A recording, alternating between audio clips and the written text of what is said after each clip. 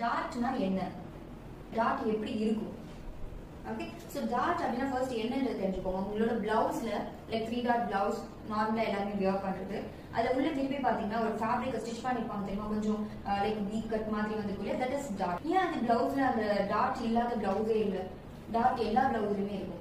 ஒன்னு ஹிடனா இருக்கும், இல்லைன்னா வெளிப்படையா அது தெரியுற மாதிரி இருக்கும். ஹிடனா இருக்கிறது தான் பிரின்சஸ் கட் பிளவுஸ். பிரின்சஸ்ல வந்து அந்த டாட் இருக்கிறது தெரியாது, பட் அதுல ஹிடனா டாட் இருக்கு. புரியுதா? ஓகே, சோ 3 டாட்ல வெளிப்படையா தெரியுற மாதிரி உள்ள இருக்கும். சோ அதுதான் வந்து டாட். எதுக்கு வந்து அந்த மாதிரி ஒரு 3 ஆங்கிள் வந்து அந்த டாட் கொடுக்குறாங்க அப்படின்னா, உங்க பாடிக்கு ஒரு ப்ராப்பர் ஷேப்பிங் கொடுக்கறது வந்து அந்த டாட் தான்.